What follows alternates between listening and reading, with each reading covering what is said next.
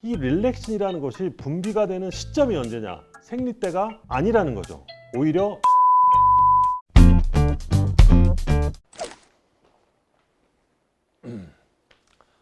안녕하세요, 닥터 주사부입니다. 제가 이제 이 구독자가 늘다 보니 최근에 여기저기서 전화를 많이 받습니다. 제가 아는 사람들은 댓글 쓰는 것보단 전화하는 데 익숙하니까. 그 중에 어떤 그 독자는 여성 독자였는데요, 자기가 요즘 온라인상에 많이 떠도는 얘기를 봤다. 근데 이거에 대한 답을 닥터 주사부가 해줘야 된다.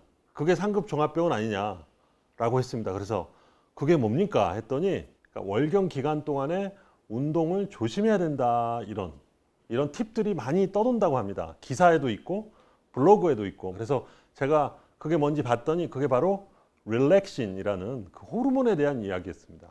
그래서 릴렉신이라는 호르몬 거의 다 처음 들어보셨을 텐데요. 부드럽게 이완한다 이런 뜻인데, 이런 호르몬이 사실은 출산할 때 필요한 호르몬이죠. 우리 몸이, 그러니까 여성의 몸에서 아기가 나오려면 골반 입구가 되게 넓어져야 됩니다. 이 넓어져야 될 때 근육이라든지 인대라든지 이런 것들, 심지어는 이 치골의 어떤 뼈와 뼈 사이의 간격, 이런 것들이 미세하게 늘어나야만 아기가 나오기 쉽다는 거죠. 그래서 이때 필요한 호르몬이 릴렉신인데, 이 릴렉신이 이게 출산 때만 있는 게 아니고 평소도 있습니다. 그래서 생리 주기에 따라서 이게 변동이 되고, 릴렉신이 높았을 때는 근육이 조금 더 이완이 잘 된다, 이런 학설들이 있는데요.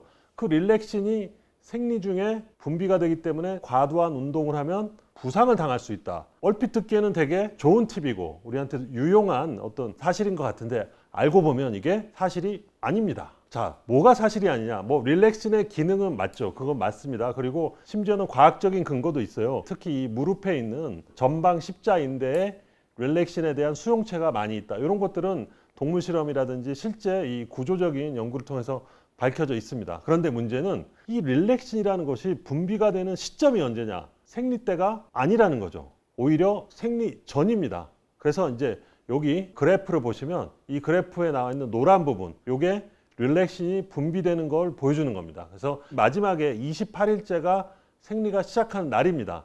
그런데 릴렉신이 올라가 있는 이 기간은 21일에서 24일이라는 거죠. 21일에서 24일에 릴렉신이 올라가기 때문에 이때 조심해야 되는데, 이게 이제 잘못된 정보를 갖고 있으면 생리가 시작되면 릴렉신이 분비된다고 하니 나는 이때는 조심하고 오히려 그 전에 더 빡세게 하자, 이러다가 더 큰 부상이 올 수 있다는 거죠. 이 릴렉신에 대한 연구, 이런 얘기가 이제 나오게 된 이유가 뭐냐면, 이 운동선수의 부상 패턴을 보니까 이 전방 십자인대 부상이 남성보다 여성이 많다는 거죠. 그래서 그 원인을 찾기 시작한 거죠. 도대체 왜 여자한테 더 많을까? 이제 그러면 남자 여자의 차이점을 하다 보면 첫 번째 떠오르는 게 이제 생리주기라든지 관련 호르몬이 되겠죠. 운동선수들의 부상을 연구하다 보니 이게 릴렉신이 원인이 아니냐, 이렇게 이제 추정이 된 것이죠. 반면에 일반인을 대상으로 한 연구는 없습니다. 우리 하는 정도에는 이게 큰 지장이 없다, 이제 그렇게 생각하시면 되고, 오히려 생리 전주에 운동을 너무 무리하지 않으면 안 된다 하면 되고요. 진짜 팁은 뭐냐면 준비 운동을 더 충분히 해라, 이렇게 돼 있습니다. 운동하시는데 참고하시면 큰